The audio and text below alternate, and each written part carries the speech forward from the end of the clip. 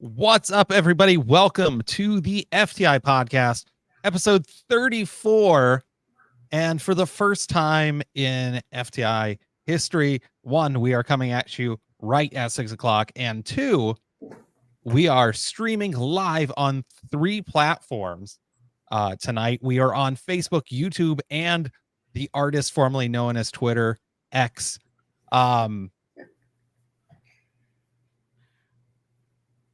You froze. Frozen margaritas. Yeah, I don't know Kyle's little spiel there, but we have a guest this week, Sean Rayhall. We know you from Thought that would be a Wayne funny County way. this year. I tried to take over as much as I could there. Yeah, I don't know what was happening there. But yeah, I introduced Sean, and yeah, we know you from Wayne County since we did half our summer there. And tell us a little bit about yourself. Done a lot of road course racing. I grew up in small town Georgia, which honestly is kind of the small town that's notorious for a couple of big things. Austin Hill is also from Douglasville, Georgia, right down the road from me. He's winning the NASCAR. Lil Nas, who sings Old Town Road, the remix that he's from Douglasville, and then European Le Mans champion and IMSA and Indy Lights winner. So I started in go-karts at like 7 and went to cars at 12 because I was an extremely overweight kid. So we couldn't get the weight down low enough in the go-kart. I was kind of like pre me finding out that I'm actually gluten intolerant, and that's like a thing, not a fad diet.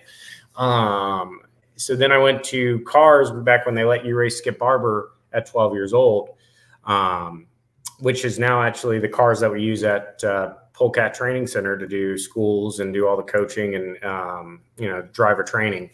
Kind of small world. Everything kind of circles back around. But I won a Skippy race at 12 years old, which then broke the record for the youngest person to win an open wheel car race on a road course in the United States. Then we went Jack Baldwin, the old Hot Wheels guy, and the sponsor of mine in Georgia took me legend car and late model racing, where we won a couple summer shootout championships, Thursday Thunders, UARA late model races. And then from there, Dad was out of money. And when Dad was out of money, had a sponsor pick me up, Bob Corliss, and he had this dream about the American and Formula One. We had all these deals, and I was like, hey, I haven't even been racing road course stuff like hardcore for the past 2 years since I won the FE Pro Championship. Yeah, there was SCCA Championship, and when Formula Enterprise had a Pro Series that we won as well. So I was like, hey, let's do this IMSA Lights thing. So it's like February, and it's like, okay, you're racing at Sebring in 2 weeks. I was like, cool, thank God. I'm not going to go rip out sheetrock and go to college. Sorry, that was my cat. We rescued the cat this year. He likes to tip things over. So anyways, we go back, we go road course racing in IMSA Lights, and we're winning the championship. And then some guy walks up to me and goes, hey, would you mind doing some testing and development and coaching of these kids? And I haven't been around road course racing now for really, really hardcore, like in that realm of things in IMSA for like 4 or 5 years, since Skip Barber was a support race. So I have no clue who this guy is. And I'm like, yeah, sure. Well, he was the team manager for 8-Star Motorsports, which was Enzo Podolicio's team, who owned a World Endurance Championship team, an European Le Mans team, Grand Am team, and an ALMS team at the time. So I had no clue. So they want me to coach his kid. Had no clue who he was or anything. And then long story short, the sponsor basically bounced on the plane ticket to go to Toronto for the next race after we did the first test and coaching thing. And I rode in the truck, like the tractor trailer from Road Atlanta all the way to Mosport in Canada. And I won that race, and his kid finished third, and his kid had never finished in the top 10 before. So we got into a huge argument after the race because he wanted to put me on a plane and fly me back. And I needed the money because I had just moved out at 17. And I was like, hey man, if this is going to affect my $500 a day, I don't want to do that. I'm perfectly fine in the truck. I'll just ride back in the truck to Georgia. And it wasn't like an argument, like, but it was like, hey, like, let me just fly you. And I'm like, no, you're doing enough for me. Like, you're paying me, like, we're good. Like, and he called me like 3-4 months later and goes, hey kid, we're going to fly you down here and have a meeting. I'm like, okay, cool. You know, and fly down to Fort Lauderdale and go to Pompano Beach where the shop was. And I said, hey, that's a pretty cool car there. It was like all carbon. It was an LMPC car. You know, it was first time like being up close with one of those, and pulls me up in the office. He goes, here's the deal. You're going to race Petite Le Mans for me. I'm going to pay you to coach my kid, and I'm going to pay you to run Petite Le Mans. 2 things are going to happen. He said, 1 of 2 things are going to happen. I said, what's that? He said, either you're going to crash my car and I'll make sure you're never hired again in motorsports, or you're going to do the job and keep a good head on your shoulders, and you're forever going to be a paid pro in motorsports if you perform the way I think you're going to. And we ran second at Petite Le Mans. So I'm 17 years old, like bushy-eyed, like, what is happening kind of thing. Like, you go from being out of a ride and, you know, to that happening. And then we won a couple of IMSA races. We were going to Indy Lights and IndyCar the next year.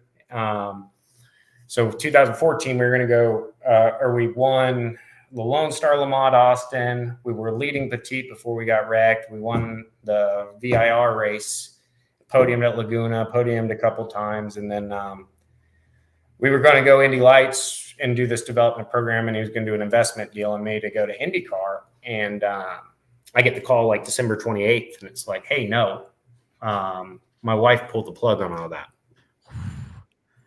So I was like, cool. So go back to ripping out sheetrock for Dad. Dad owned a fire and water insurance restoration company. So that was, you know, like, that's what you did in Douglasville, Georgia. Like, you just go rip out sheetrock and stuff like that. So I moved home. I moved out like during that year, the first year pro, and like moved to Charlotte and, you know, hung out with my boys from like Clay Rogers and all the guys, Brian Murphy from that world that I was friends with. And then I was like, oh, time to move home and like go make $12 an hour in crawl spaces. So get a call in a crawl space and step out. It's Enzo. And he calls me to say that the paying driver, Scott Hargrove, bounced on the check for Long Beach, and we're going to run Barber. So I have to go now, leave work early to go get a physical to go to Indy Lights, and showered before that because I was in a crawl space. Kind of disgusting. And we went there. We had some motor problems there. So he's like, okay, this one didn't count. Like, I need to give you a shot. And we went to the Indy GP, which I pointed out earlier, that helmet I wore. And we finished second to Jack Harvey the first day and then won the second day. Then after that, it was like, all right, we're going. Then we went to the Freedom 100. We did all right there. Wasn't that great. Like, all the Smiths cars kind of dominated because they had a 5-car team and obviously all the resources. And then we went to Mid-Ohio. I threw it off in qualifying. And then I drove from the back to 4th the first day, and then drove from 6th to win the second day. And then we podiumed at Laguna after that. Went European Le Mans. Did the IndyCar test, was 3/10 off Dixon. You know, Ganassi was kind of had their hand on me at that time. Then we ended up going European Le Mans racing and IMSA racing after the Ford deal fell through for me. Just kind of like the movie, I hadn't been to Le Mans. So even though Ganassi wanted to hire me, Ford said no to Mike Hull, which Mike's still a good friend of mine. He tried like hell to get me in the car. And then we went to European Le Mans the first year, and then I drove the Delta Wing that year as well, which was a memorable deal, just getting to drive for Don Panos, everything he's done for the sport in general. Then the following year, we won the European Le Mans Championship and won at Le Mans in the Road to Le Mans race. And then the following year, unsuccessful year, only unsuccessful year. And if a French guy doesn't like you, they just move you to gold, and then you can't drive in any of your contracts. So I was out like $200,000 in driver salaries from the 3 contracts, then moving me to gold, voided. So with that being said, I mic dropped via Twitter and Instagram. I'm out. I'm done. This is bullshit kind of thing. Stomping my feet around because, they didn't really allow us to wear boot cut pants over there. So like, anyways, that's kind of what you do. You stomp your feet like a little girl. And then I went to I got a call from TJ Michael, which ironically is a good friend of mine. I helped him in when he was younger in like legend cars and stuff like that. And he's like, hey, come have fun, drive my sprint car, do this, that. So that deal didn't end up working out, but I'd already landed sponsorship through a connection at Sig Sauer. So then I was like, where do I go? So I ended up like landing in Wisconsin, doing a couple of MSA 360 races, like whatever that small series is up there. And then Theo ended up being a good friend of mine because David Byro was helping him out. David knew me through the road course stuff, through Justin Marks and some other stuff. And they're like, you need to get a 410, just go 410 racing. I was just going 410 racing with the wrong guy, really. And nothing against him. He just hadn't been in 410s in 20 years, and we tried that and then moved to Ohio and lived in an RV. Me and the wife were living in like a travel trailer the first year. Then my father-in-law said, hey, it's not really cool that my daughter's living in a travel trailer. Why don't I buy you guys an RV? And I was like, it's a really nice travel trailer though. He's like, yeah, no, like you're going to go get an RV. So we came down and moved to Wayne, Ohio, in Jarv shop with Fuzz Lions and parked the RV outside the shop and started sprint car racing in Ohio. And then from there, Ohio's in a weird way became home. Like my wife's from Boston and I'm from Georgia. So in the South, if people don't like you, they'll be nice to your face and say it behind your back. And in Boston, if someone doesn't like you, they'll be abrasive and really tell you to your face that they don't like you. And in Ohio, like we always say, like, hey, like if someone doesn't like you in Ohio, they're like, yeah, man, you're just not for me. Like, I'm all good. I'm all set. Like, have a good day. So it's kind of in a weird way. Like, I know it's right in between Boston and Georgia, but it's like the common ground, I think. I was just going to, as you're telling that, I'm like, how in the hell did this guy end up in sprint cars? Yep. So yeah, that's, I mean, I like to call it sick brags. I mean, cool stories of that I used to do like music scene stuff. And I know I saw all these, alternative bands in basements and, little shows I ran and stuff. So yeah, I love hearing stuff like that. Kyle, did you freeze again or are you just standing really still?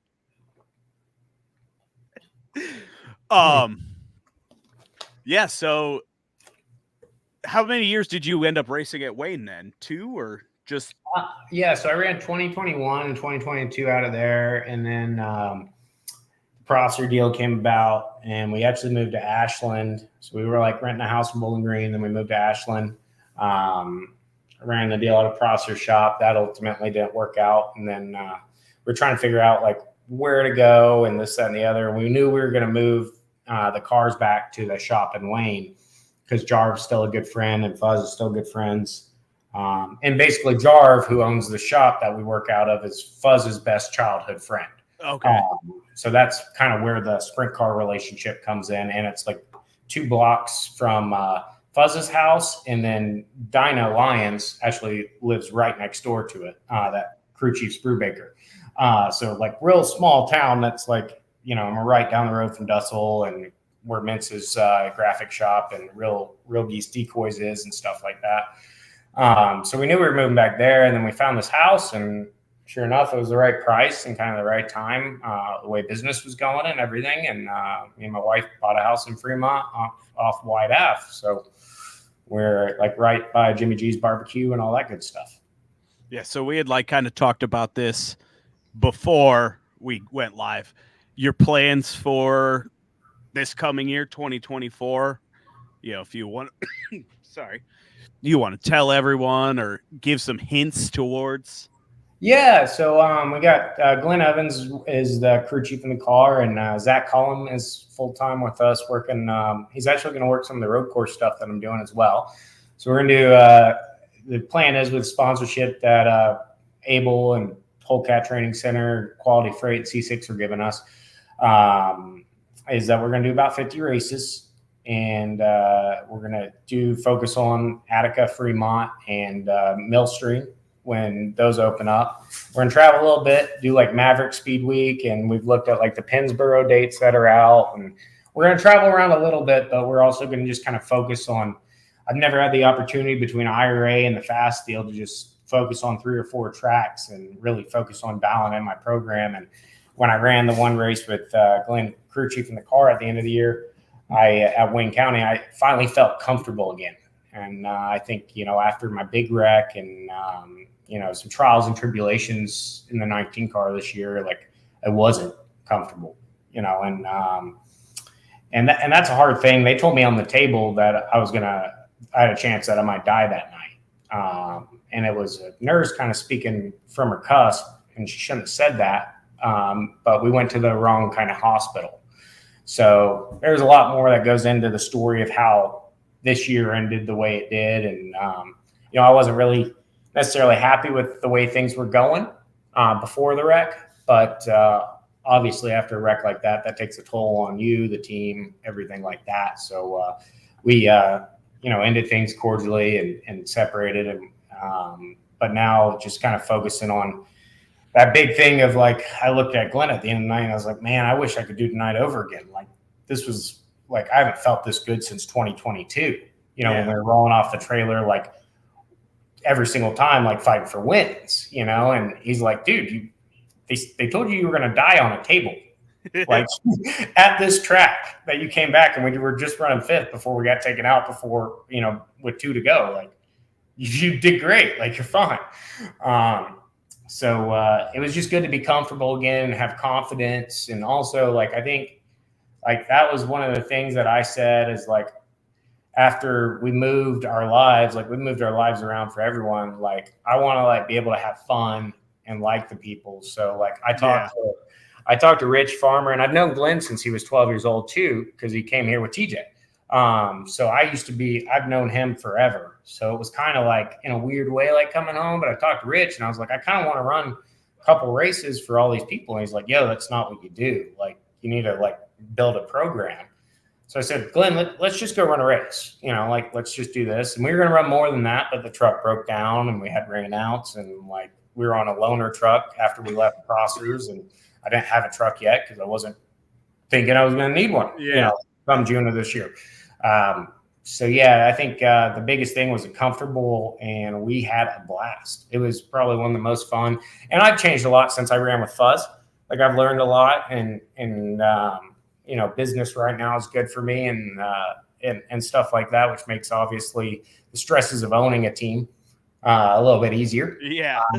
It was definitely a struggle. Like, I went year after year with 30 grand in debt that I would work my way out of by like March. And then, race season comes along and this sponsor didn't come along. And then this happens and then you blow this motor. And then, you didn't know that when you were buying 283 heads to upgrade that motor, that the crack was blocked or the block was cracked. And you just get hit with bills. And then this was like the first time that, I was like, hey, like I knew what I had planned going into off season. Everything's good. I knew around what people were going to sponsor for the following year. And, and funny enough, like Zach had just left Morel's deal and he was coming by the shop to drop something off. And I was like I had to do a rental day for like rental test days with a rental car and 360. And I was like, or at the shop trying to get stuff ready for that by myself. And he's like, hey man, like what's going on? Like, what are you going to do next? And I was like, I honestly don't know. And Zach was like, well, like I need a job. Like literally just hadn't talked, was like walked into Jarv's shop that day to drop something off, or like, I was like, well, like I got to go like out of town. Like I got a flight tonight. Like, here's a couple $100. Can you do this, and that? He's like, yeah, got it. And then after that, me and Zach are like good friends and everything like worked out. So it's all situational. And a big thing, like when I was asking people for advice, I think that makes me really confident going into next year was Mike Linder said, hey, one of the biggest thing isn't like whether you got the smartest crew chief in the pits. it's really about the people. And Yeah. by people, it's like people believing in you, people confiding in you, people being behind you.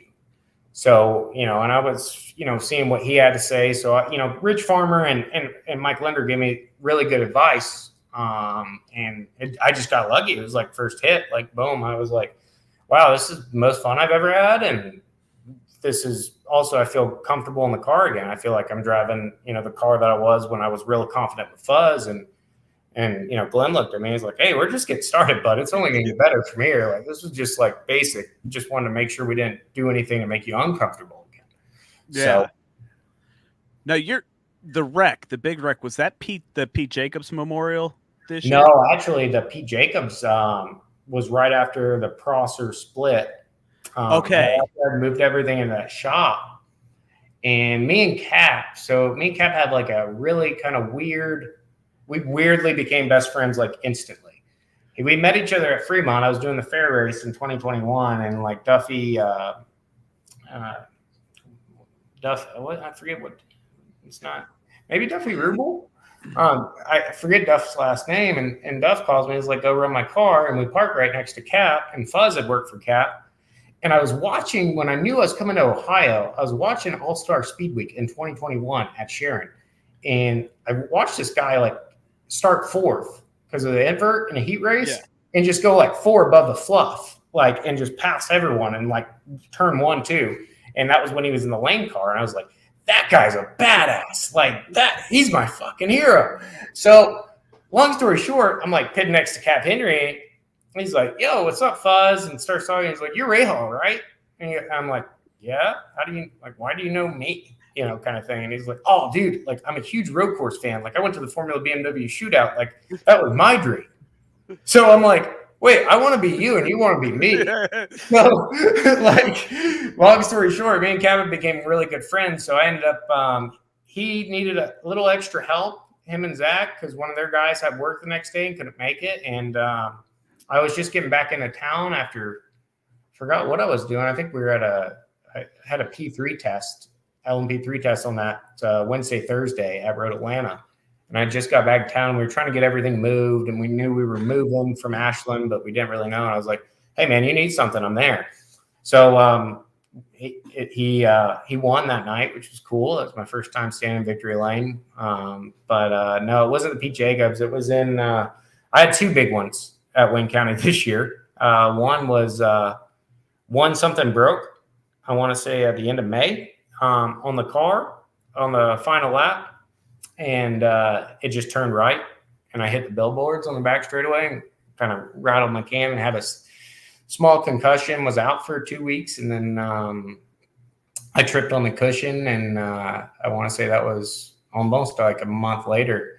So because I know we were talking about going back 3 to 4 weeks after. And that was the week of the Kings Royal, and we decided to sit out that. And then we ran like 7, 8 races after I came back from the wreck, and we had a brand new car, and we had a bunch of problems. And it just was what it was, kind of thing. And no one was really happy at that point. And we went our separate ways.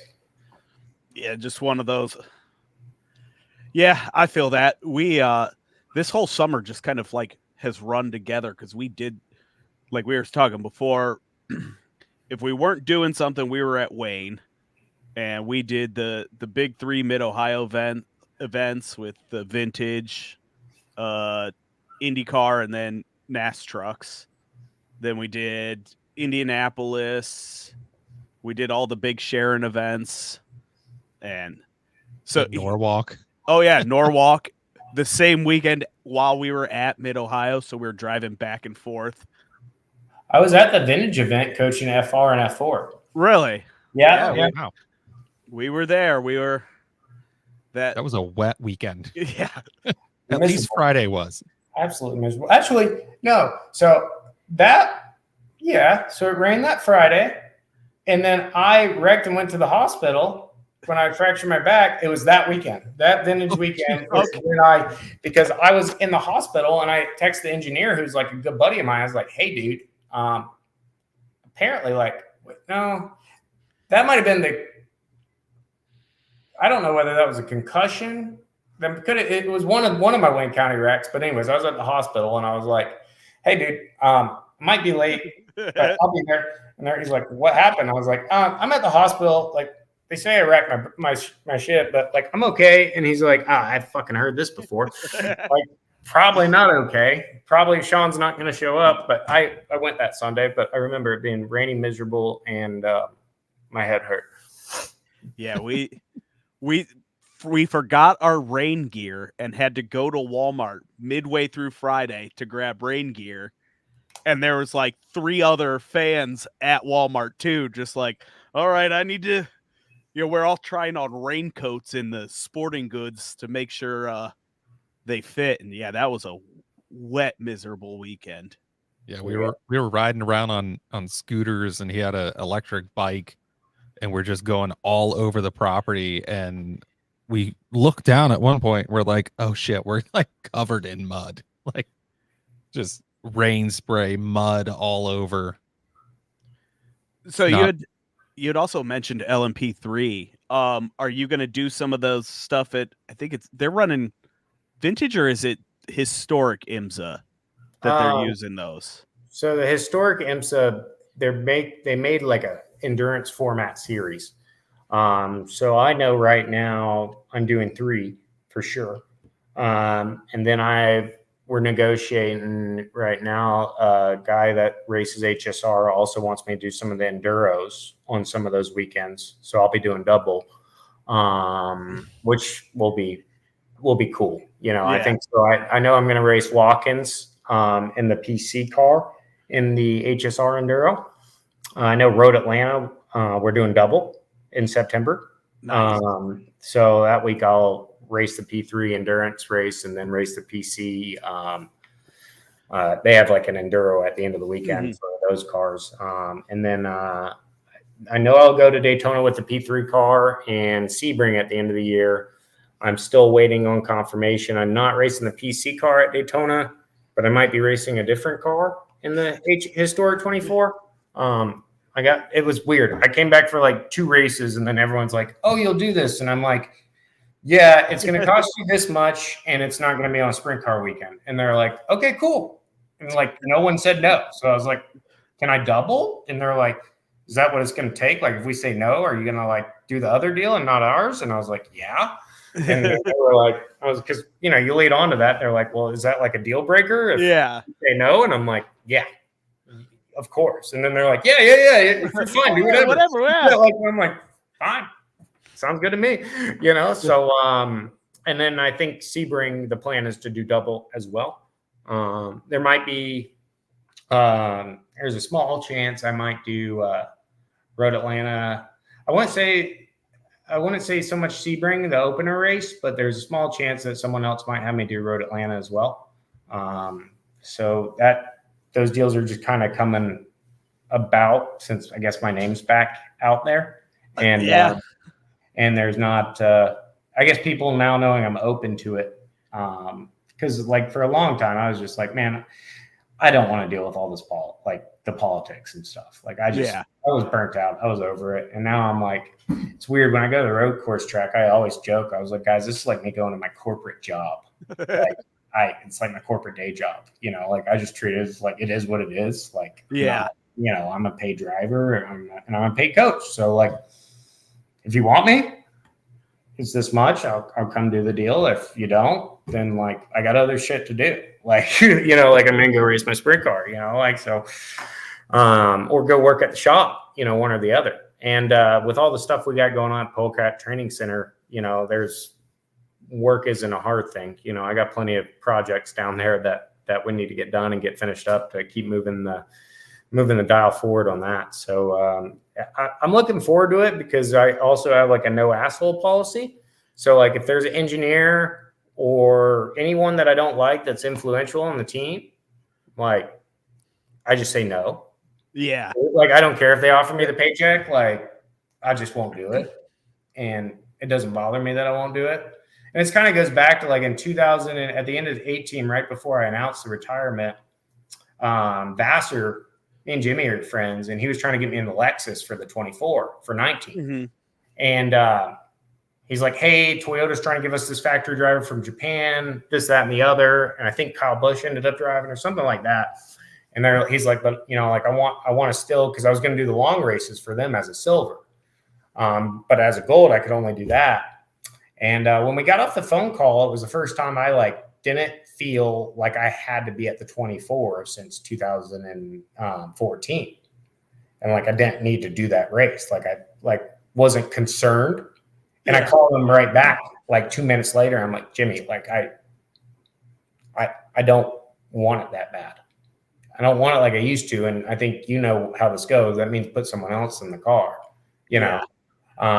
So yeah, it's one of those things where it's all about the program, you know, like if it's fun and I'm going to enjoy it. And like that WRL deal, even though it was with Arms Up, like I told them, like Greg Borland, I love to death, but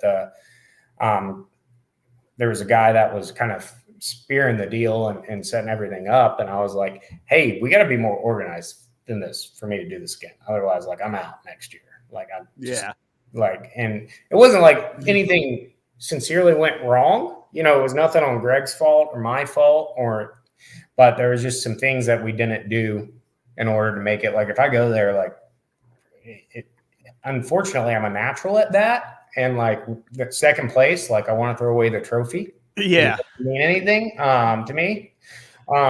So like I kind of I'm a stickler in a way about like, hey, things got to be like right and be this way more for me. I mean, in the end, you said it yourself a minute ago, you almost died on the table doing this. So if it's not, you know, organized, you don't feel you're not in the right headspace. I completely understand that, you know, you're worrying about arguing with someone as you're going into turn 4 and you're like no bueno. And the other thing is like back in the day, like in the road course deal, and like Catherine Crawford, who's still a really good family friend of mine, like when she was talking to my wife, and we were talking about sprint car deal, and she's like, so you go to all the races? And my wife said, yeah. And she's like, oh, well, that's way different than road course racing. And she kind of like looked at her and goes, what do you mean? And she's like, yeah, road course stuff, like we don't really like. And Katie Crawford, if you don't know her, was the engineer on the Delta Wing. It engineered Indy cars, prototypes. Mr. Crawford's daughter from like the Crawford days of Riley and Scott and all that stuff. And she's like, yeah, like we don't really welcome wives and girlfriends because we want them focused on that. So like that's another big part of it is like if my wife can't go to my race or for whatever reason, you know, like I think after that wreck, and just because I love my wife, you know, like I want her there, you know, and she wants to be there. So that's like another caveat to having me drive. Like, hey, like wife's going to be there. This is what we pay. This is, you know, this X, Y, and Z about, you know, again, I don't wait 30 days to get paid. I get a check at the track. Like, you know, like, like little stuff like that, you know, and everyone's been pretty open and receptive, and it seems like people are glad to have me back. That's always good to just be it seems like you've been welcomed back with open arms for the most part. Yeah. Yeah. Well, my wife saw a couple of people that were giving me the stink eye, and she's like, you know, what's the deal there? And I was like, oh, they're scared for their jobs again. And she just like looked at me, and I was like, no, like seriously, like when I get to the road course track, it's like, I am a short track racer at heart from like my legend car and late model stuff. And like, doesn't matter. Like give me a crappy car and we're going to make chicken salad out of chicken shit. You know, like that's just what it is. Like we're going for it. And everyone knows that I leave everything, you know, I don't leave anything on the table. So they're definitely like, I would say like 75% of the people were happy to see me back. And then there was like 25% of the drivers that were like, oh, here we go again. But no one needs to worry. I'm not gonna not trying to get AMSA right anytime soon. So so we're all good. What would you? All I'm hearing, Kyle, is that we need to get to a track that he's at to snap some pictures and. Yeah. If any of these teams you're or programs you're racing for need to hire out a photography firm, we're definitely interested. I think, and you had mentioned WRL and stuff like that. Some of the other tracks, the way they put them on, and this is nothing towards Mid Ohio, do look way better than some of the stuff we get. I think it's tough, especially when you're in multi-class racing. So like at Sebring, me and Dakota Dickerson were the same lap time within 0.3 of the GT4 pros, like Tom Long, that was there, and I'm trying to think of who else. So like Pete Mercier, Chris Stone, the girl who drives the Thunder Bunny car that's a pro, but we were all Aaron Pavoleto that was in the Mercedes. We were all within 3/4. But the GT4 car was 15 miles an hour faster down the straightaway. So you put an AM in a car that's 15 miles an hour faster than the straightaway, and they're 3 to 4 seconds off of what you're running, but the straightaways are where you pass. You know what I'm saying? So multi-class racing is difficult. I think that's why they don't allow the MPO ones that we raced in that race to go to every circuit, depending on how they mesh. I definitely don't want RJ and the steward's job. I've seen that's kind of what you do when you get older. I personally think I'd rather go work for Stewart and build wings or do something else than if it comes to that. So you're saying in 20 years we're not going to see you at Mid Ohio and in the white suit and. No, I wouldn't say that. I don't know what I'm going to do in 20 years. That's a long ways away. If someone told me I'd be here in 2018, I'd be like, yeah, right. I'm going into real estate. I'm going to be on vacation somewhere in the winter. So I don't know. I don't like to. One thing I've noticed is that every single time I put a timeline on anything, it's not met. It's either ended early or it's typically ends early when I put a timeline on anything. So I'm not putting a timeline of when I'll be out of driving, but I do have an element of me that I think after I do everything I want to do in sprint cars, and I'm kind of over being a full-time driver, which I don't see happening till 50. I do want to, I see a huge gap that people Rich Farmer fills and the lenders fill in regards to developing the youth of the sport. And, I think a big thing that's coming up and with the state of our sport in the next 10 years with the youth coming in is, you look at Ryan Timms and Anthony Macri and the way they've been raised and, and then you start looking and Darren Ida as well, a lot of respect for that. And the Lucius family and some, I'm not saying any bad things about the young kids coming in, but I see that the kids that I'm coaching in the past 5 years in the road course have changed quite a bit in regards to work ethics and how they do their job or how they get it done, and I think it'd be cool for me to find, and it's obviously getting more expensive, which isn't helping. So if I have the right sponsorship and partners around my program, I'd like to be able eventually, I'm talking 20 years probably to bring someone in my footsteps and walk someone in. And I want to find the kid that, that was like me, that hey, dad's out of money and this is all I want to do. And I'm going to give it my all. And I'm going to pour my life into being the best driver I can be and help that kid navigate because, Enzo did it for me. Enzo gave me the opportunity in the road course stuff, and I think that would be my way of giving back what I received. Yeah, you don't want the future to look like the NASCAR Truck Championship race of just. Yeah, no, don't got time for those guys. like, it's one of those things, like I would say, motorsports is hard in general, right? But like, a big element of like what's right and what's wrong and what's deserved and what's not, if daddy's going to fix it, and daddy, like my difference is like my dad like was overkill the hard ass direction. Like, yeah, like if I ran second, I would get chewed out.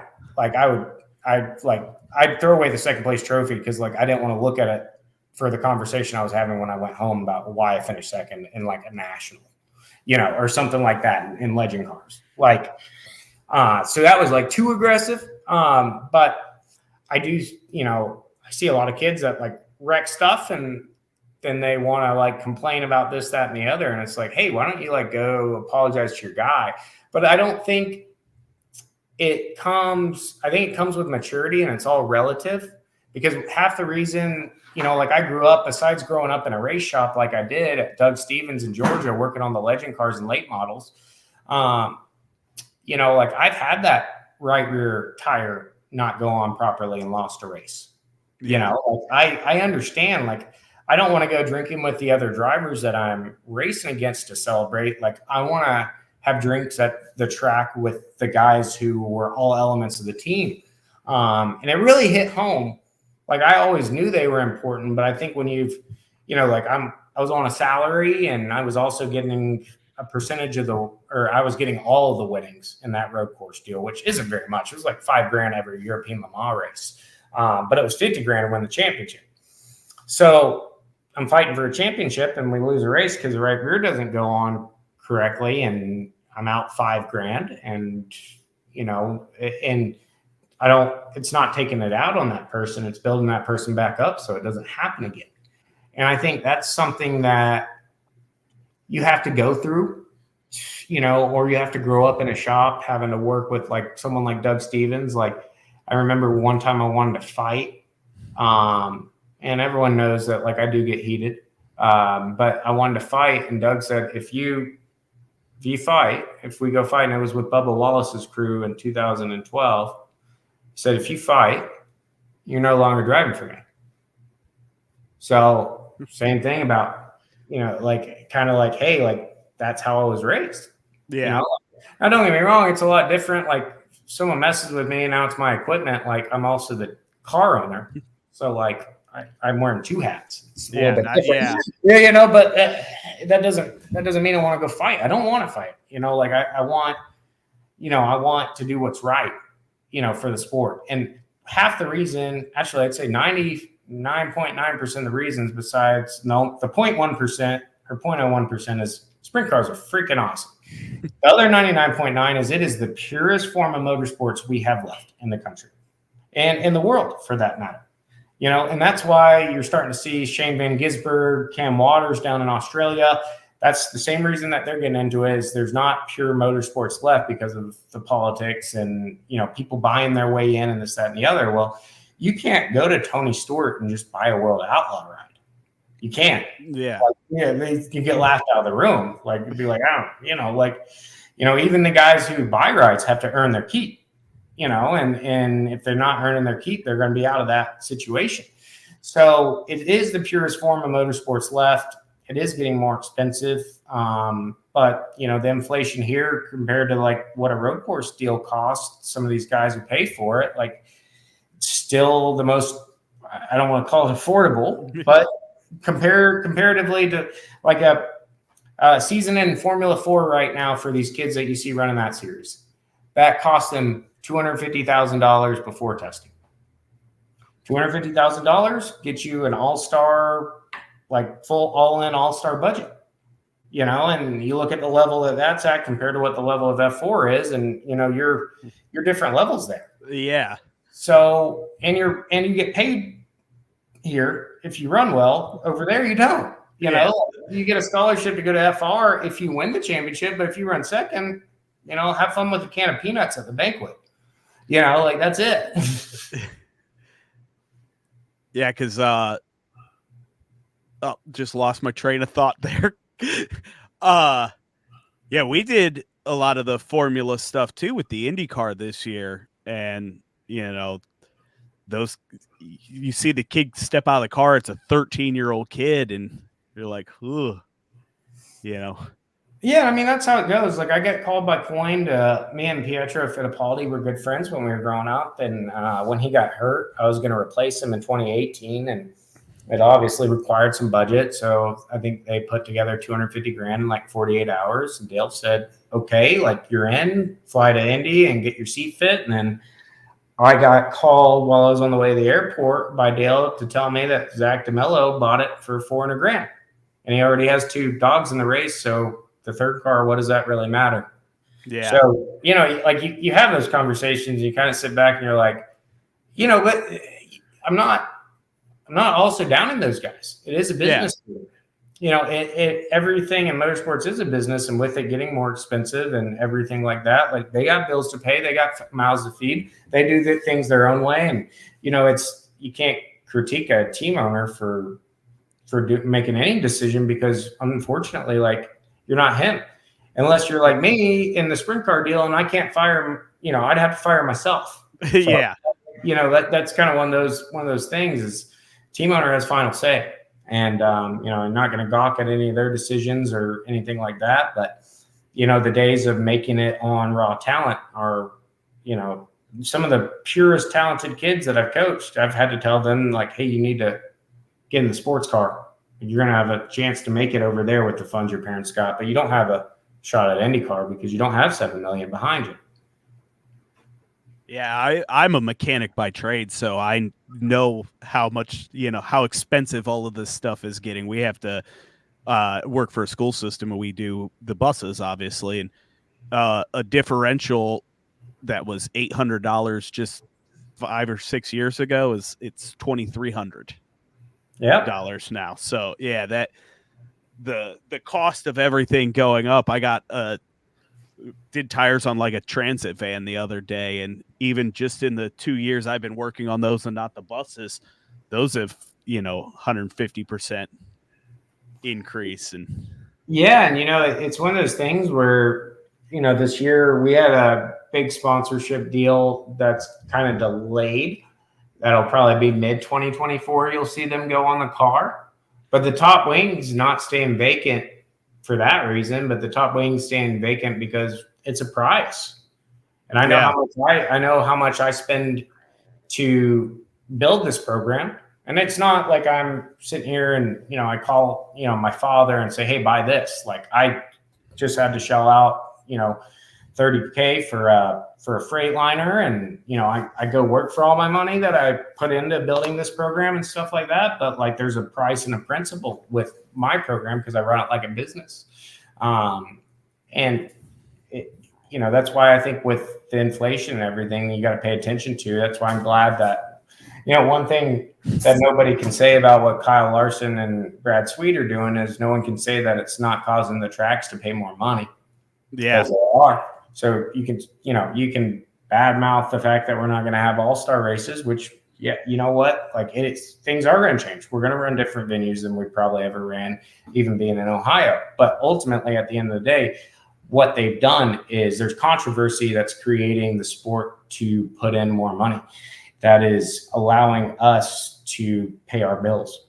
So, for good or bad, whatever anyone wants to say, and I don't agree with all of it from either side, and that's just motorsports. But if I can tell you, after being in NASCAR meetings, being in IndyCar meetings, being in sports car meetings, the level of politics in sprint car racing is the lowest amount worldwide. So with that being said, like, hey guys, let's be positive here. Let's just see what happens. Yeah, I think that's been the funniest / craziest thing since this announcement is just all the speculation. Everyone, you get on Twitter and everyone's arguing this, that, and the other. And you're just, guys, we haven't got any news besides they bought it out, Yeah. And I mean, don't get me wrong. Like, I think one of the big problems is you have some of these guys and the outlaws that have family ties back home. And, for better or worse, they'll hear this and then they'll say this and then they'll speculate this. And then by the time that travels to 6 people, what score did you get in the first place? Like you got 20 flavors of what's going to happen. And then I think, in sprint car racing, like it's different. Like all the road course schedules have been out since like August, right? Like we usually wait on schedules till like January, which is odd for me and kind of tough with my work schedule, but like I'm not complaining about it. It just is what it is. It's how they've done things. We're going to have problems. But I think the one thing I've learned is, what's good for the sport isn't down in the sport on social media. Yeah. And I'm guilty of it. Like I've done it. I did it in the road course stuff. I called the FIA out about their politics. I called IMSA out about BOP. I was on the non-interview IMSA list. Like I've been that guy, and I'm not saying that I haven't made those mistakes, but I think right now with sprint car racing, with what I'm saying after being involved with different kinds of motorsports being the purest form left, like let's try and build it. And we're not going to build it online by bashing people. We're going to build it by having the conversations of how do we do this with a sponsor? How do we bring more money? How do we do this? How do we do that? Like what can we do to build the sport? Because right now the sport's growing really rapidly. Yeah. So, and with it growing rapidly, and I literally had a conversation with a road course grandparent that because of the economics of sprint car racing, even though his kid's on a path to be a road course racer and is very, very talented.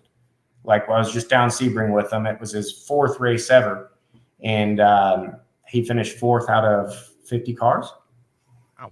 Yeah. And spec racer Ford, which is a pretty tough SECA class, even though it's, like a slower class.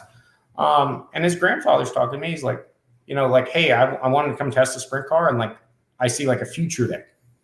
So you have people that are in big business seeing a future in sprint car racing just from reading articles online and now finding out about it because we're not on, Fox or, so with that being said, like, I think we're in a good place and, there's going to be things we don't like. There's going to be track prep that we don't like.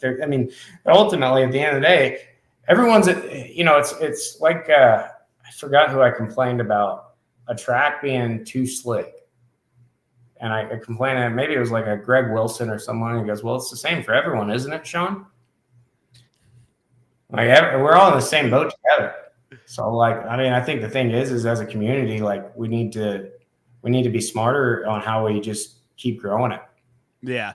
And I think that's a problem with social media in general too, is you just kind of like you said earlier, your mic drop and everything, you just jump to it because what have we known for the last 15 years of social media is everyone's got to share their thought as soon as it pops into their head. Yeah, so me and my wife actually have a rule. I type out a lot of stuff that does not get tweeted or X, whatever you want to call it. Like I type and I go off on a rant. I'm like, ugh. And she's like, yeah, can't send that. I'm like, hit delete. And I hand her the phone. There's a lot of emotions. We're all passionate, right? Yeah. But also like, if anything, if anything's kind of clicked here recently, and I'm not saying I've always been the best. I'm the guy that was on Dirt Vision slamming Zach Hampton. Like that was me. Like it's funny because there's so many people from different kinds of motorsports that's like, you're that sprint car guy. Like Carson Parrish, who's like one in super trucks, was like, he's like, I watched this video and there was like this wreck and like this guy like thanked his sponsors, but like threw shade on this other guy. And I was like, yeah, Carson, that was me. And he's like, actually, yeah. I'm not saying I've always been great at it. I'm not saying I'm going to be great at it when I'm at the track in the heat of emotion, but we can control whether we hit send. We lived without Twitter and Facebook and MySpace for how many generations, it's 2023, not 23. So we can figure out how to not type out a message that could degrade the sport. Yeah. And like I said, since the announcement, I feel like that's all you see. You've got I watch Dirt Tracker every day at the gym, and he's trying to squash this rumor and this rumor, and you had the Hot and Shield announcement yesterday, and everyone's like, oh, well, all they did was talk bad about the series and this and that. And it just, if I've learned anything in the last few years, it's just, I don't post it. I post the pictures that I took, and that's about it. I will say one thing in regards to him talking bad about the series. There is a void sometimes, and the void of when a series and I can compare it, and I'm going to figure out how to change this narrative a little bit. That way it doesn't throw shade where we're talking about. But I wanted to do something for IMSA to help IMSA when the P3 car came to a format in the States, and they did not want to listen. And they did not want my help. They did not want to speak to me. But I had a lot of good points. That's why the series actually didn't succeed. And now the HSR, the guys who've taken over an HSR, David Hinton, have been like, hey, I told him I have these concerns because this is where we went wrong the first time. And they're like, hey, how can we help? And I would say it goes for the same in dirt. You have some guy or some people who want to do what's best and want to hear what you have to say. And then you have some people who don't want to listen to you.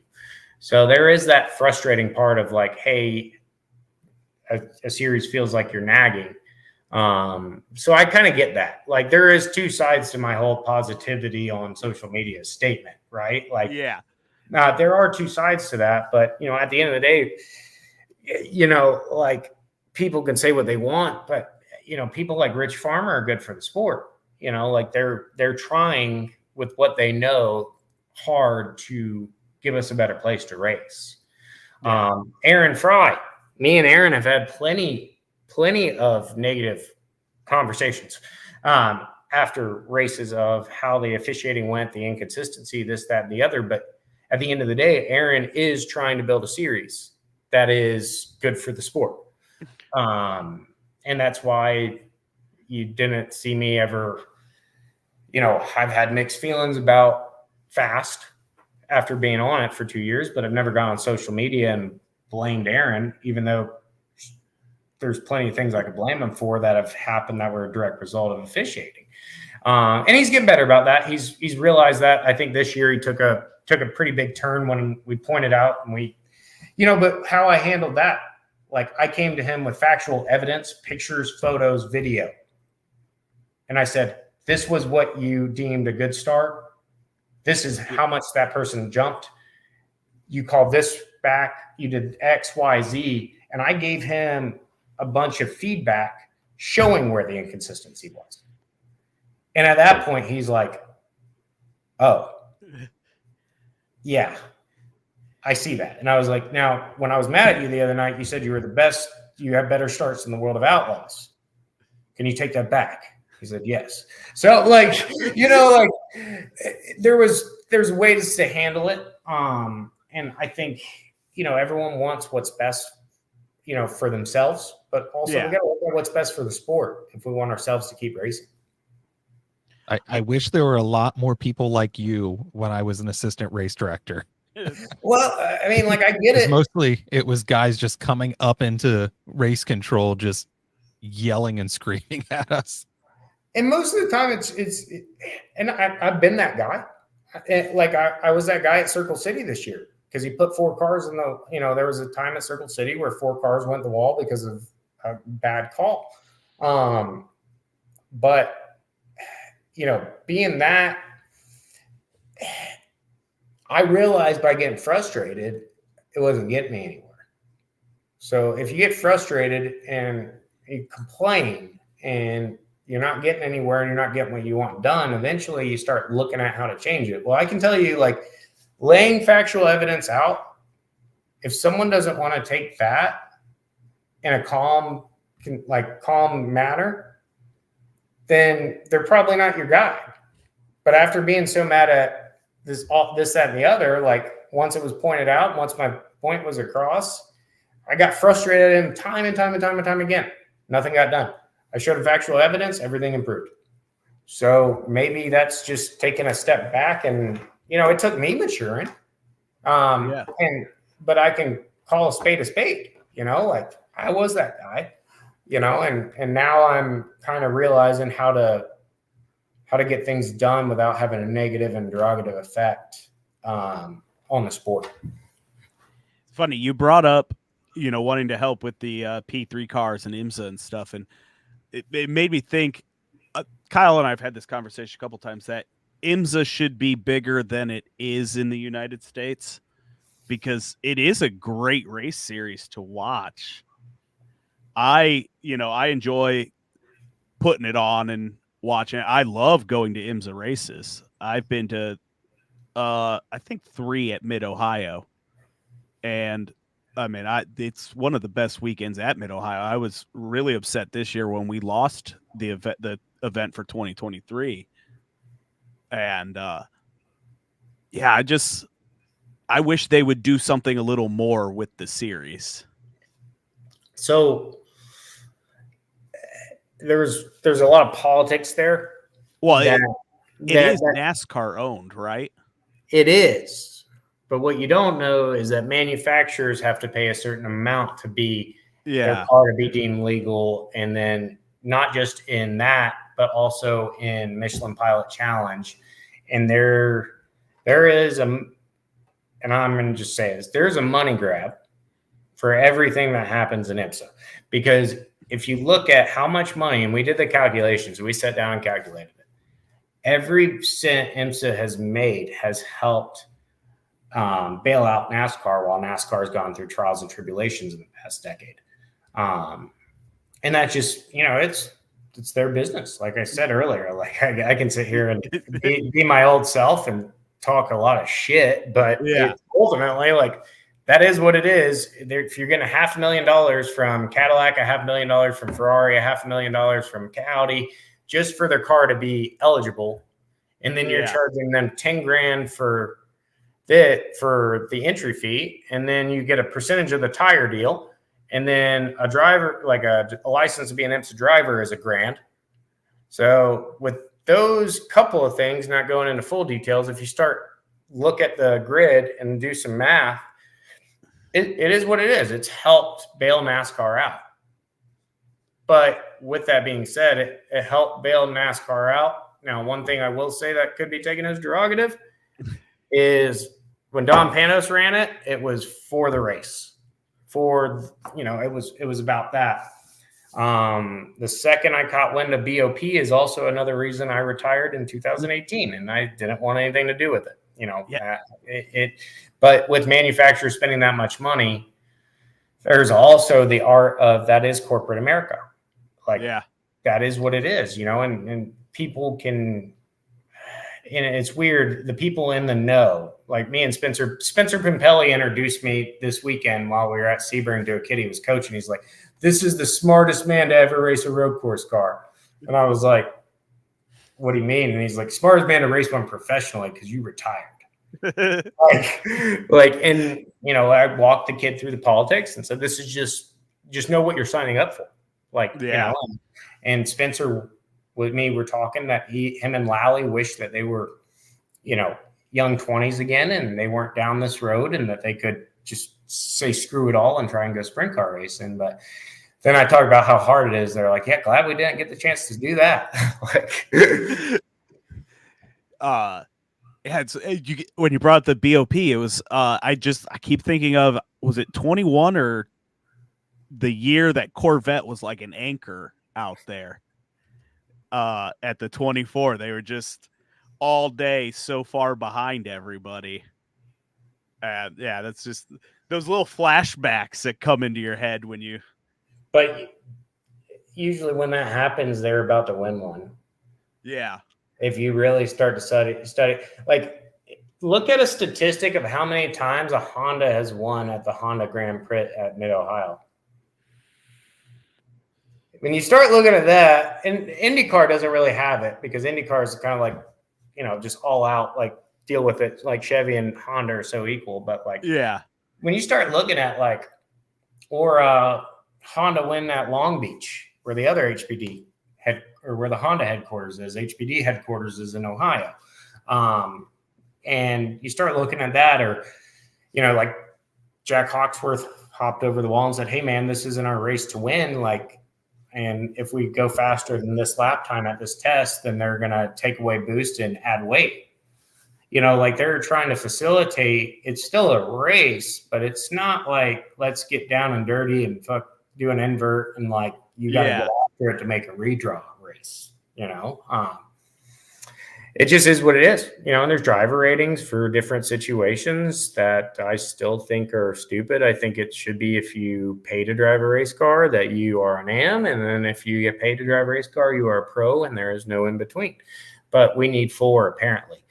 So, like you can go through everything and and kind of dissect everything, but one of the things is it is what it is. That's why, I'll run series that driver ratings don't really affect me, because I do believe, rightfully so, I'm a gold, but I don't believe that a gold shouldn't be able to be the 3rd driver at Petit Le Mans or a Sebring 12-hour, like in all the classes, especially when you have silvers that are getting paid more than some golds because they've stayed under the radar, it is what it is. So you just kind of learn to adapt with everything. Yeah, you have a cat that knocks everything. You're saying it knocks over stuff. I've got a wiener dog that just has to jump in my lap every once in a while and make a guest appearance. I like him. Yeah, Bash is on the couch. My cat unplugged my computer, so I might have to get up here in a minute and replug it in. Well, we've been doing about an hour, so we can start wrapping up here, because wrap up usually takes a little bit too. I got all in the world, so wife still has 45 minutes, so you guys are good. Plans this year. So you're doing your sprint car out there. You say so mostly Fremont, Attica area. Yeah, we're gonna stay around here. There's a bunch of stuff that we want to do. Our group kind of is excited about the future. Like, we have a plan, and a plan of how we're going to grow, and with the sponsorship that we're allotted, how we're going to make the best of what our program is. And I think right now we're focused on getting that monkey off my back and getting a win at the local level, and really building, just building from scratch. Like, we have 2 brand new chassis on the way. We want to build the deal right and make it last as long as possible without putting a timeline on it. No timelines. No timelines. But we did say, like, if we do pop off a couple wins and I get that monkey off my back, the schedule could change halfway through the year to where we travel a little bit more and go to a couple of different events that we want to get ready for next year. But right now I know we're going to do 50 races, and my road course coaching schedule and my work life actually allows that, like, completely for sure this coming year.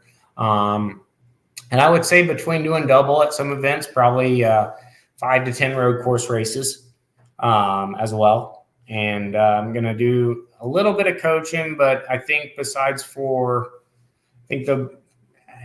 depends on something that's coming up here that I'll know in 2 weeks. I should only have to miss like 2 weekends for coaching a road course, Nice. Where in the past I've had to miss 6 or 7. So that'll be good. And obviously Millstream opening back up. Thankful for that. And the fact that we can hopefully on some weekends, depending on what the schedule says, run 3 nights and not have to travel too far. And yeah, we're just going to focus on building our program and working our program. Nice. Yeah. I want the schedules to come out just so I can start scheduling things and figuring it out. You and me both. It'd make my life a ton easier, because like I have to be like, hey, I might can do that. I might can't. Like, yeah.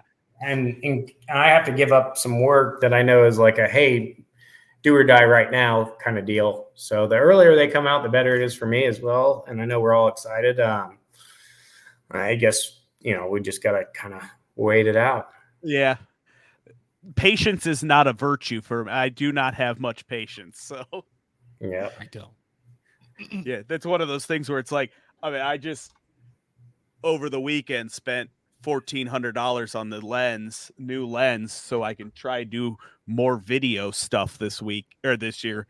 And it's like, all right, let's get a schedule out, guys. I want to I want to see, even just like a outlaws or high limit schedule, just to see what's around, coming around, just to start to figure those things out.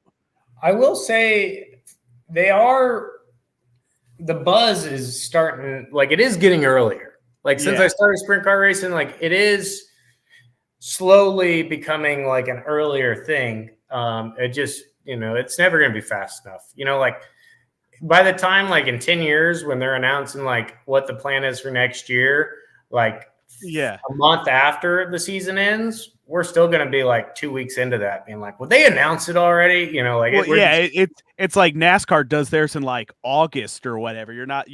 You might even be the start of the playoffs and people are complaining that it wasn't released in July. So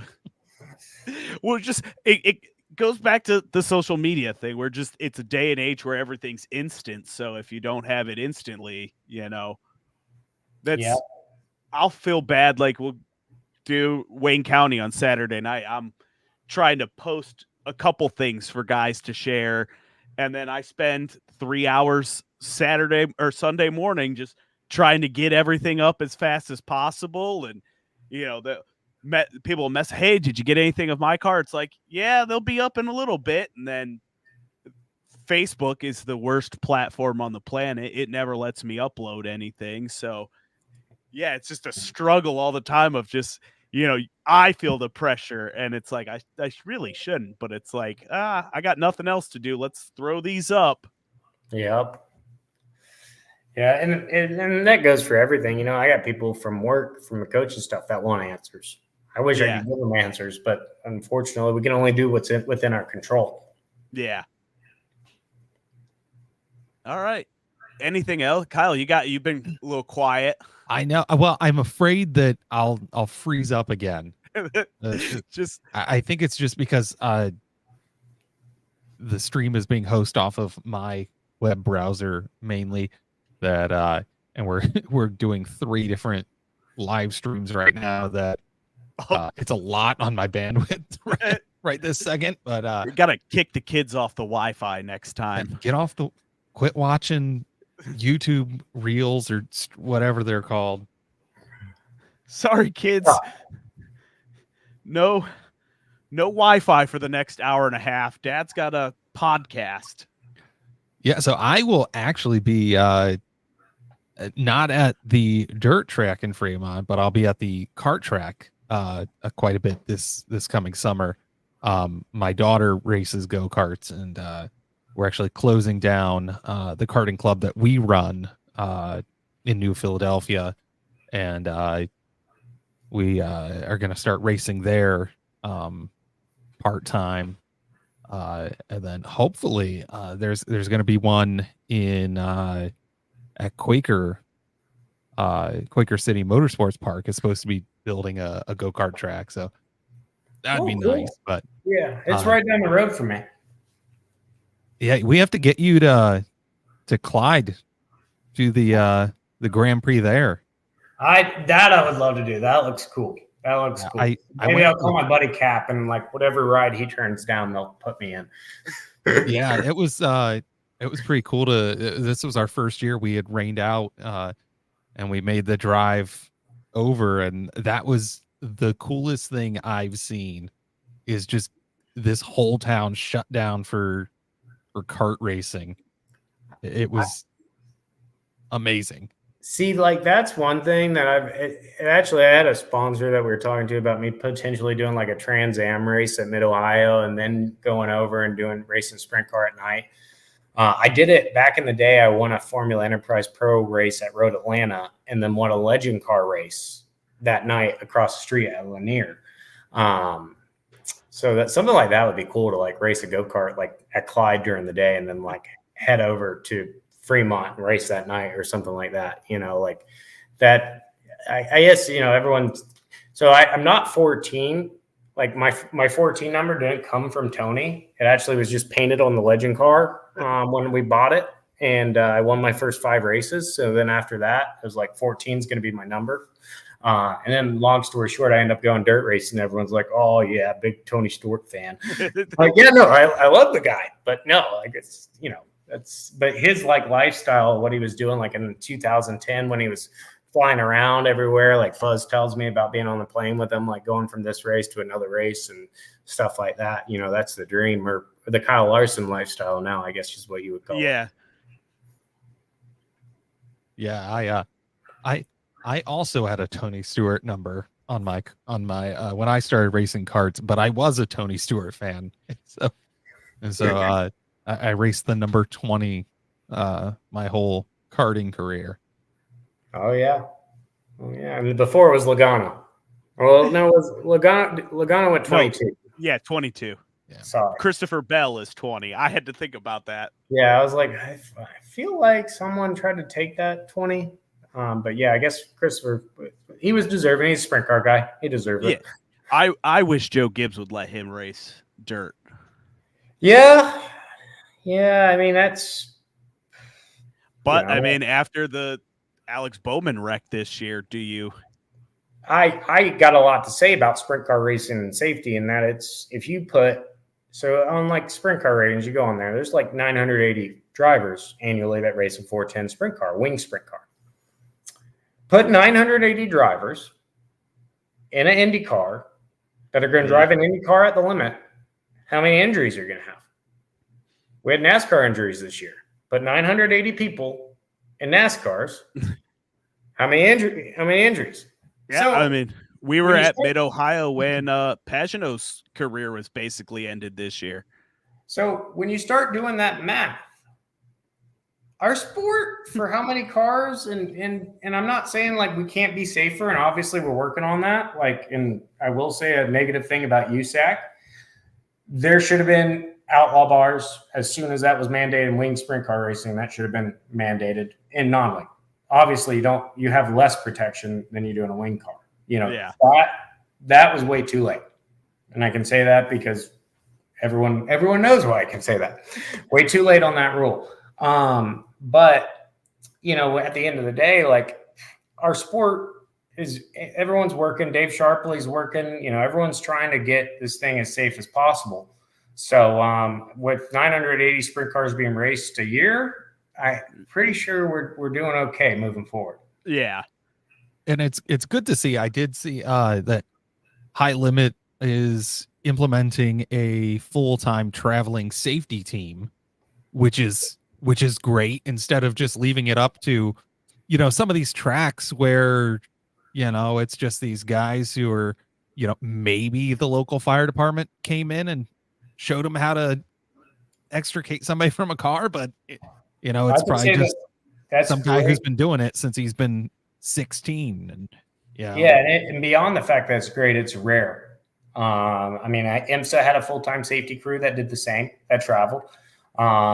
It's been very few series that I've raced in across the board in motorsports that have had the same medical people at every event. That's special. That's a you know, hats off to them for doing that.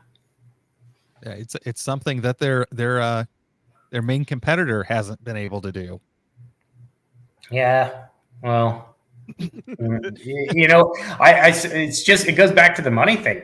You know, now that they're doing it, the pressure's on. You know, like everyone's having to step up their game, and that's not only, you know, stepping up their game in regards to, you know, the track prep, the other stuff like that. You know, I think an evolution's kind of just started, and I think it's only going to get better from here. Yeah, I think you just look at the purses and then all the money, the extra money Outlaws is going to put forward to traveling this year and purses, just because of the threat of High Limit coming in, and they're like, we better do what we can to keep our guys. Yeah, and I mean, you had Iron Man was trying to look like they were trying to start a series. I don't know if that's going to come to fruition. I've heard, you know, there's tons of rumors out about what series are going to be around. Fast is up in their purse, which is then until I think going to make all the local purses go up a little bit. You know, it's all par for the core. Yeah. So, go ahead, Kyle. Oh, I was just going to ask, what did you have, Chris? Oh, I was just gonna ask if we were about ready to wrap up. They're getting ready for they want dinner. I was just about to ask him if he had anybody he would like to thank or any shout outs or anything that you would like to give. Shout out to my wife who's on the way home. Thank you for living this crazy life with me. Thank you to Abel and Polecat Training Center and C6 Auto. They've been behind me building this thing. Been behind me chasing a dream.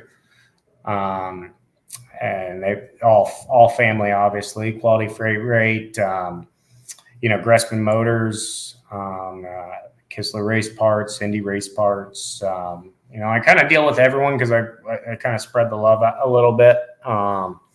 Glenn and Zach, that they came into the program with open hands and been great about working together. Fuzz Lyons and Jarv, Chris Wells, they've been great to me as well.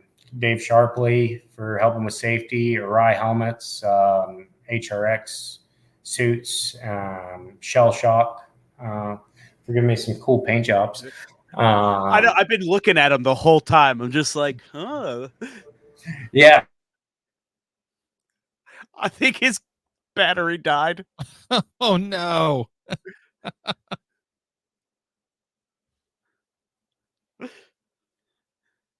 Look how pathetic he is. He's oh no, guys. For the audio listeners, I was talking about my dog, not Sean. He was down under the desk licking my leg. Yeah, so if you weren't here, Sean had said that his cat had knocked the power cord out of his laptop. So I'm guessing the laptop died. So we'll stay on here for a little bit, see if he comes back. So while if he's trying to figure that out, did you happen to see the news? I don't know if it was right before we came on or while we were on. NASCAR released their new media schedule. And now, of course, I probably won't be able to find it on Twitter, but they're doing so Fox will have the first 14 races, then 5 races will go to Amazon Prime, then 5 more races will go to TNT, and then the last 14 will go to NBC and USA.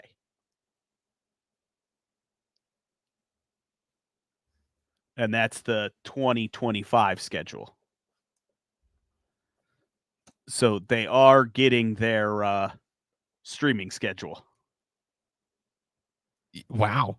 That's but max, hon. Yeah. I mean, I can understand Amazon Prime. Yes. Who doesn't have Prime at this point? And you get it with your shopping account. So, but Max, who the hell has First of all, I don't know why. He said that it's real dead, so he's not going to come back on. Okay. But we can talk about this for a little bit. So sorry, listeners, viewers. Sean will not be coming back tonight.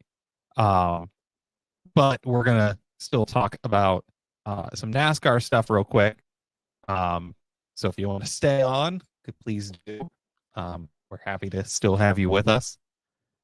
But yeah, I don't understand why NASCAR or anything. Who the hell has cable nowadays? Like I haven't had cable probably in 6 years. I know my parents just cut the cord and got rid of cable. Why are they still putting all these races and series on cable instead of why doesn't NASCAR or IndyCar or any of these other series have a dedicated streaming service of their own. Because they get so much money from the broadcasters. But then you can just sell all the ads yourself. Do we need even more ads? I would rather have that and all the races in one place, and you just buy one subscription every year. Yeah, I really wish they would do something like yeah, then they can sell subscriptions, so they'll make money. Even if it's just Fox has all of them and they're on, Fox has the first half of the year, they're simulcast on Fox's streaming service, as long as it's not too expensive. And then the second one, second half of the season, everything's on Peacock. I think I watched every race on Peacock this year. Yeah, I mean, this year with IndyCar, all of the races were on Peacock as well as NBC. Yeah. Because nobody has cable. And so, of course, your viewerships are going to be down.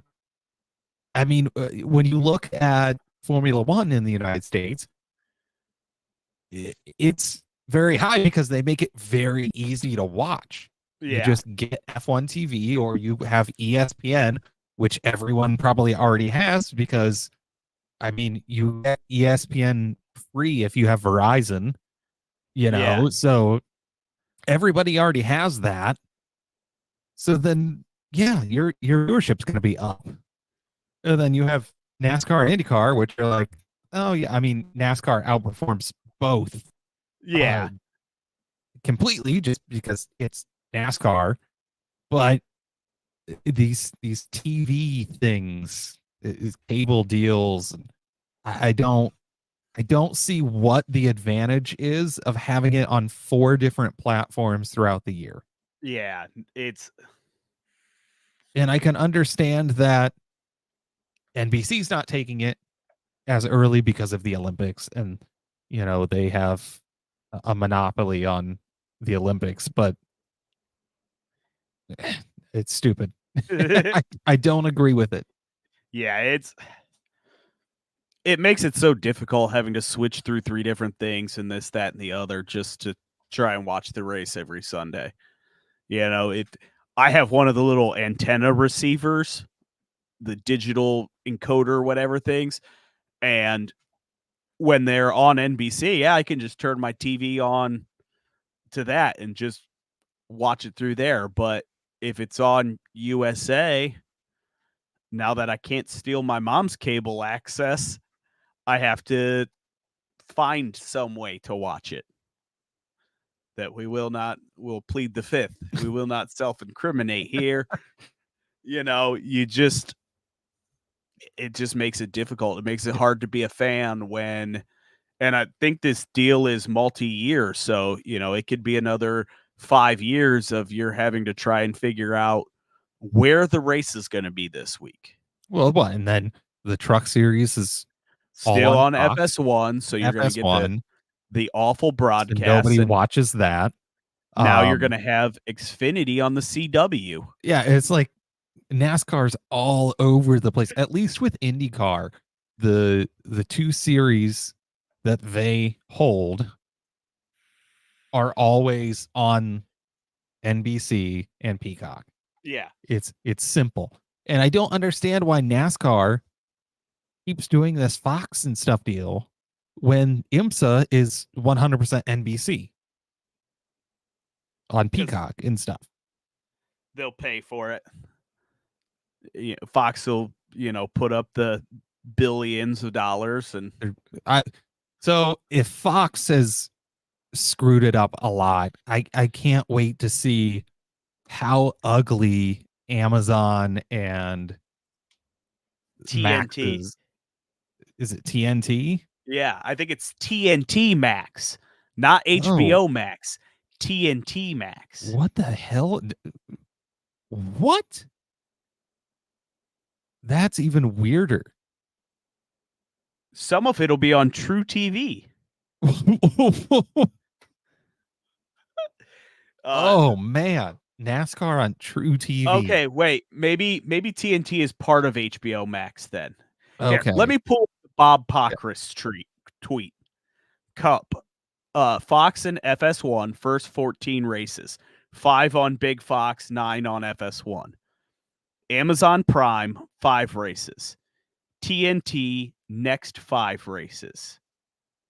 And then NBC USA, the last 14 races. TNT.